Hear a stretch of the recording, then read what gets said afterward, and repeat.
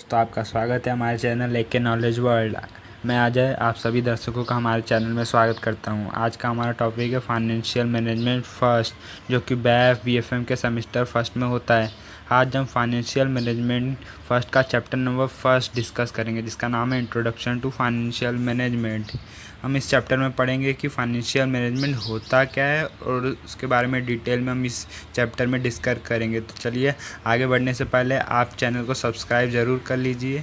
सबसे पहले financial management जानने से पहले हमें ये जानना पड़ेगा कि फ़िनांस होता क्या है, फिनांस आया कहाँ से, ये वर्ड, उसका मीनिंग क्या है। तो finance is drive from the French word finer which means to pay, settle और फिनिश। यानी कि फिनांस, ये जो वर्ड है फ्रेंच वर्ड से आया है, जो वर्ड है कि फिनर, जिसका मतलब है कि टू पे करना, सेटल करना या फिनिश करना, कुछ भी पे करना या सेटल कर देना। तो आगे बढ़ते हैं, तो फिनांस हमें मालूम पड़े कि होता क्या है। तो उसके बाद हम जानते हैं कि बिजनेस फिनांस क्या होता है। तो business finance can be defined as the activity concern with the raising and administrating of funds used in business. यानी बिजनेस फिनांस का मतलब होता है कि जो भी हम बिजनेस एक्टिविटी कंडक्ट कर रहे हैं, तो उससे जो वो एक्टिविटी हमें कंडक्ट करने के लिए जिस पैसे की ज़रूरत होती है, जो फिनांस हमें चाहिए रहता है एडमिनिस्ट्रेटिव करने के लिए हमारे बिज़नेस को, उसे बिजनेस फिनांस कहते हैं। आइए चलिए आगे बढ़ते हैं और देखते हैं कि फिनांस में सबसे इम्पॉर्टेंट उसके फंक्शन है क्या। तो फिनांस के सिर्फ 3 ही सबसे इम्पॉर्टेंट फंक्शन है। पहला फंक्शन है इन्वेस्टमेंट डिसीजन, यानी कि एक फिनांस मैनेजर को एक डिसीजन लेना पड़ता है इन्वेस्टमेंट से रिलेटेड कि वो कंपनी का जो फंड्स है वो कहाँ इन्वेस्ट करे, कौन से प्रोडक्ट पे, कौन सा प्रोडक्ट जो कस्टमर है ज़्यादा परचेस करेगा तो उसमें इन्वेस्ट करेगा। और सेकंड फंक्शन क्या है, फिनांशियल डिसीजन। फिनांशियल डिसीजन यानी कि फिनांस मैनेजर डिसाइड करे कि हमें फिनांस कंपनी में लाना कैसे, ओन कैपिटल से लाना है या बोरोड कैपिटल से लाना है, डिबेंचर इशू करना है या कोई इक्विटी शेयर्स या प्रेफरेंस शेयर्स। और थर्ड इम्पॉर्टेंट फंक्शन है फिनांशियल का कि डिविडेंड डिसीजन, कि यानी हम डिविडेंड कैसे डिसाइड करें कि कितना देना है, कितना रिटेन करना है। चलिए आगे बढ़ते हम जानते हैं कि फिनांशियल मैनेजमेंट के स्कोप क्या है, इसकी ज़रूरत किस लिए है।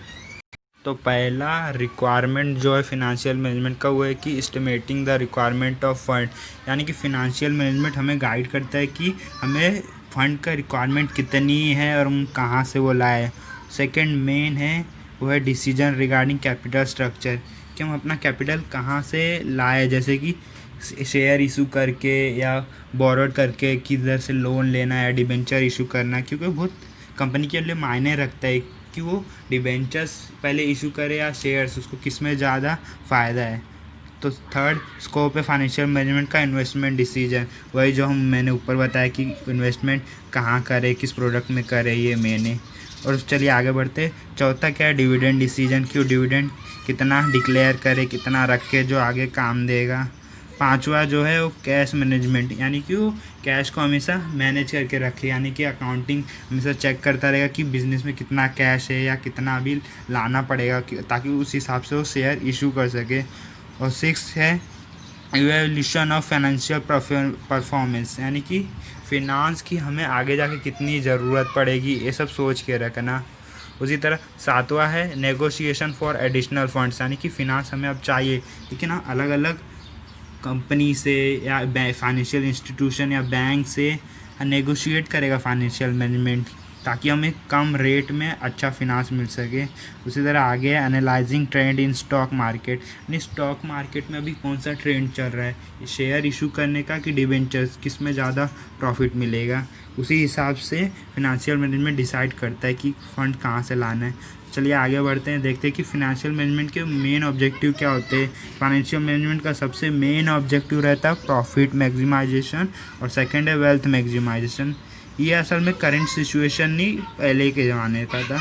पहले ज़माने में लोग सोचते थे कि हम बिज़नेस में सिर्फ प्रॉफिट ही अर्न करते रहे, लेकिन अभी करंट सिचुएशन में बिजनेस सरवाइव कर सकेगा जो कि अपने शेयर होल्डर्स के बारे में भी सोचे। जैसे कि पहले के बिज़नेस में क्या होता था, एक ही ओनर रहता था, तो बस ये सोचता था कि प्रॉफिट कहाँ से कितना कमा सके। लेकिन आजकल की कंपनियों में जो इन्वेस्ट करते हैं वो शेयर होल्डर्स रहते हैं, जो मल्टीपल रहते हैं। तो कंपनी का मेन ऑब्जेक्टिव क्या है कि उन्हें ज़्यादा से ज़्यादा रिटर्न प्रोवाइड कर सके, उनका वेल्थ अच्छा कर सके। तो आइए आगे बढ़ते हैं, जानते हैं कि एक फिनेंशियल मैनेजर की क्वालिटीज़ क्या क्या होना चाहिए। फर्स्ट है गुड पर्सनैलिटी, उसकी पर्सनैलिटी एकदम गुड रहनी चाहिए, वो बैड इंसान नहीं रहना चाहिए। सेकेंड इंटेलिजेंस, उस मस्ट शुड भी इंटेलिजेंट रहना चाहिए, ऐसा नहीं कि कोई बेवकूफ़ और फिनांस मैनेजर बन जाए। थर्ड इनिशिएटिव, वो कंपनी में फिनांस से रिलेटेड हर एक बात को इनिशिएटिव लेना चाहिए, उसे प्राथमिकता देनी चाहिए। फोर्थ है इनोवेटिव, उसे नए नए आइडियाज़ को खोजना चाहिए, कंपनी में लाना चाहिए। पांचवा सेल्फ कॉन्फिडेंस, का कॉन्फिडेंस एकदम स्ट्रांग होना चाहिए। सिक्स कम्युनिकेशन स्किल, उसकी कम्युनिकेशन स्किल बेहतर रहनी चाहिए ताकि वो अदर डिपार्टमेंट के साथ कम्युनिकेट करते रहें।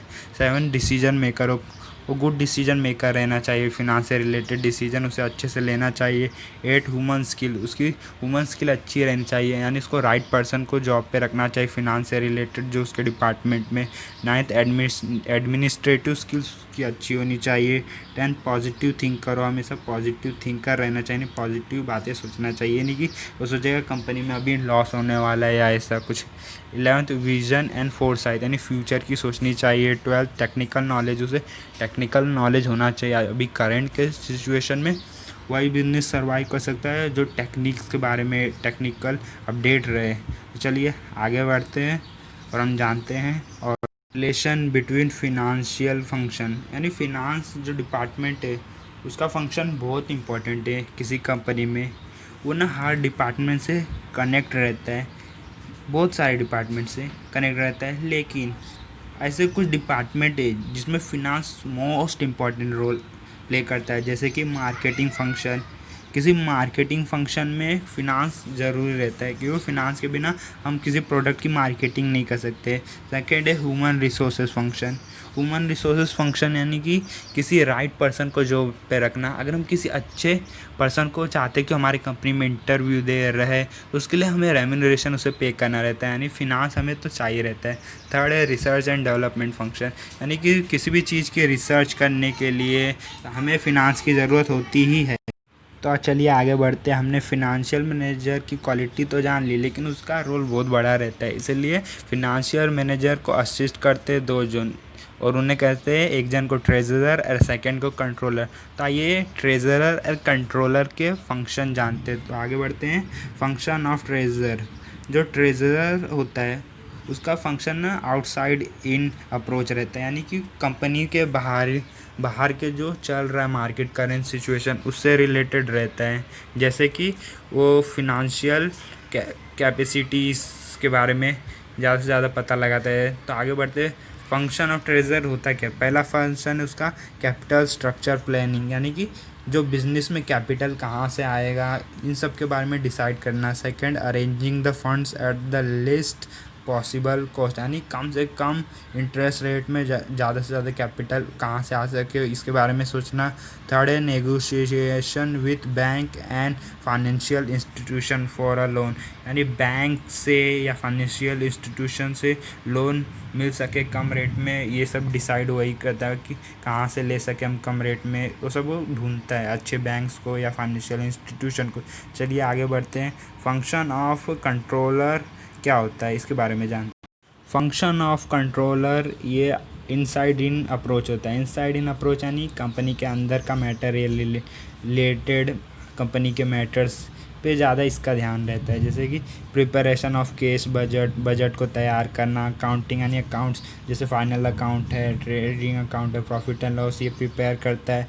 रिपोर्ट अलग अलग अकाउंटिंग से रिलेटेड प्रिपेयर करके कंपनी को सबमिट करता है। Controlling the flow of finance का फ्लो कहाँ से, यानी फिनांस आ कहाँ रहा है उसके बारे में कंट्रोल रखना। प्रिपरेशन ऑफ कैश बजट, वही ऊपर भी दिया था।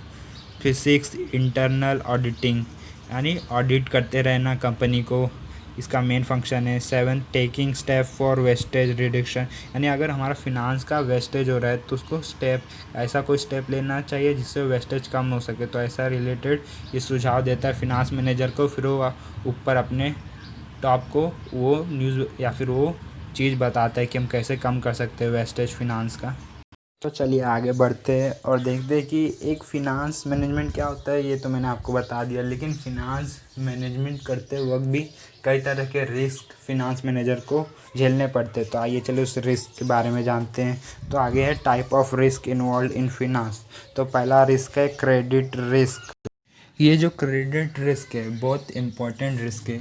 बिजनेस में ये ज़रूरी नहीं कि हर वक्त प्रॉफिट ही हो, लॉस भी हो सकता है। लेकिन क्रेडिट रिस्क क्या होता है कि हम किसी से क्रेडिट लोन लिए, उधार लिए, तो उसका इंटरेस्ट हमें पे करना ही रहता है। तो अगर कंपनी लॉस में भी जाए तो भी उसे अपने एसेट्स बेच के क्रेडिट पे करना पड़ता है उसका इंटरेस्ट। तो ये मेन रिस्क है। सेकंड है interest rate risk. Interest fluctuate होता रहता है, जैसे कि हम बैंक का लोन लिए या फिर कभी किसी वजह से वो इंटरेस्ट उसका बढ़ा है या कुछ भी। तो थर्ड है बिजनेस रिस्क। बिजनेस आपको तो मालूम है सब्जेक्ट ही रिस्क का होता है। चौथा है इन्फ्लेशन रिस्क। कभी कभी इन्फ्लेशन आ जाता है बिजनेस वर्ल्ड में, महंगाई बढ़ जाती है तो रॉ मटेरियल जो है या फिर कोई ओवरहेड एक्सपेंसेस बढ़ जाते हैं कंपनी के। पांचवा इंडस्ट्री रिस्क। इंडस्ट्री रिस्क यानी वेस्टेज ज़्यादा होगा, वही सब। छठा है लिक्विडिटी रिस्क। ये जो लिक्विडिटी रिस्क है ये वो रिस्क है जो कभी होता है या कभी नहीं हो सकता। जैसे कभी प्लांट या मशीनरी कंपनी की बिगड़ जाती है, तो वही रिस्क। तो दोस्तों आज हमने फाइनेंशियल मैनेजमेंट होता क्या है, फाइनेंशियल मैनेजर की क्वालिटीज़ क्या है, बिजनेस में कौन कौन से रिस्क होते हैं, इन सब के बारे में जाना है। आई होप आपको हमारा ये वीडियो अच्छा ज़रूर लगा होगा। तो आप कमेंट कीजिए कि हमारा आपको ये वीडियो कैसा लगा। और जिन्होंने चैनल को सब्सक्राइब नहीं किया हो प्लीज़ इस चैनल को सब्सक्राइब कीजिए और हमें सपोर्ट कीजिए।